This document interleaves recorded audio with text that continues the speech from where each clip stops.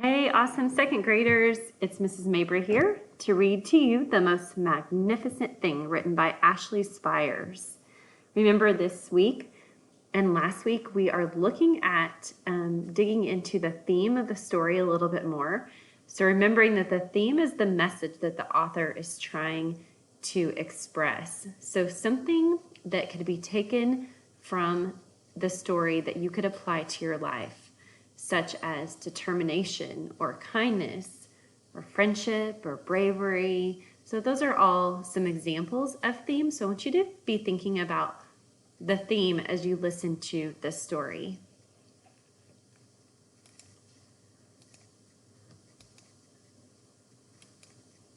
The most magnificent thing. This is a regular girl and her best friend in the whole wide world. They do all kinds of things together. They race, they eat, they explore, they relax. She makes things, he unmakes things. One day the girl has a wonderful idea. She is going to make the most magnificent thing. She knows just how it will look. She knows just how it will work. All she has to do is make it. And she thinks all the time. And she makes things all the time. Easy peasy. First, she hires an assistant. Next, they gather their supplies. They set up somewhere out of the way and get to work. How do these people feel about her trying to build her magnificent thing right in the middle of the sidewalk? They don't look very happy, do they? The girl tinkers and hammers and measures while her assistant pounces and growls and chews. When she is finished, she steps back to admire her work. She walks around one side. Her assistant examines the other side. It doesn't look right. Her assistant picks it up and gives it a shake. It doesn't feel right either.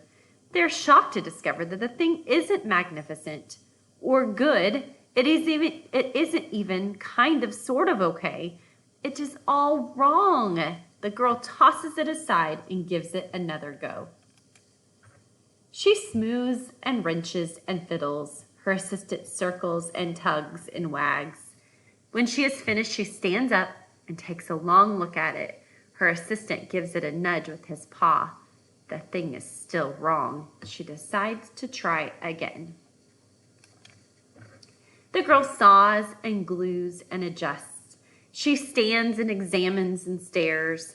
She twists and tweaks and fastens.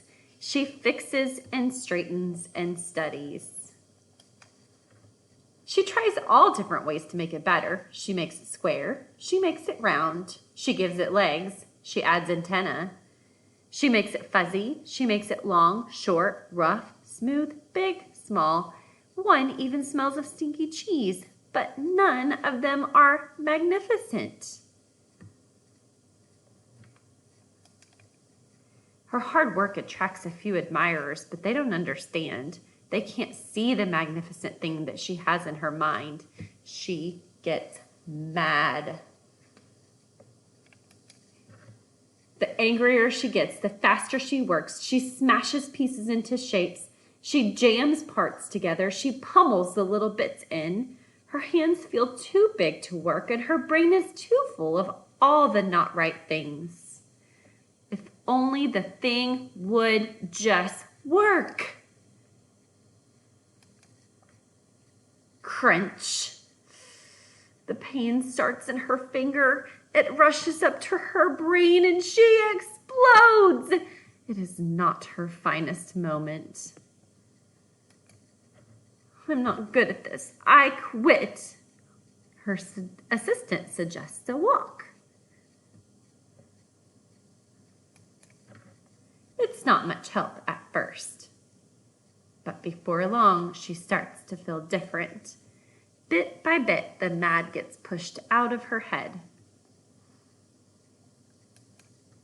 As they stroll along, she comes across the first wrong thing she made. The bad feelings are about to start all over again. Then she notices something surprising. There are parts of the wrong things that are really quite right.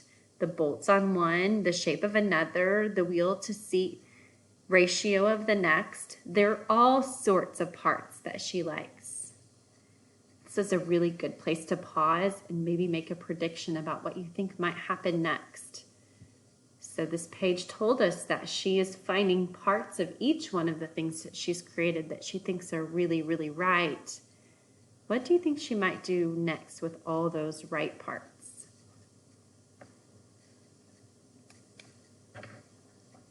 By the time she reaches the end of the trail, she finally knows how to make the thing magnificent. She gets to work. She works carefully and slowly, tinkering, hammering, twisting, fiddling, gluing, painting.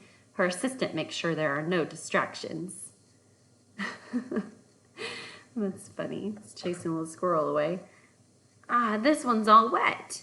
This one will stop that leak. This is the perfect thing to ward off bears.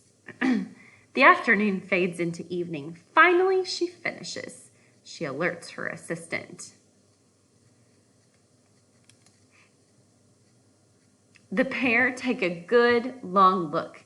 It leans a bit to the left and it's a bit heavier than expected. The color could use a bit of work too, but it's just what she wanted. They climb aboard and take it for a spin. They are not disappointed. It really is the most magnificent thing.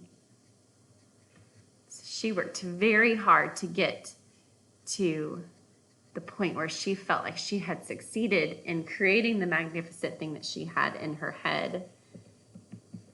And I love that along the way, she also helped some other people with some needs that they had through all of her trial and error and continuing to work hard and never give up. So I want you guys to think about that and how that can bring us to our theme or our idea that the author wants to get across, the message that we can apply to our own lives. Thank you guys so much for listening. I hope you're having a great day, and we will see you soon.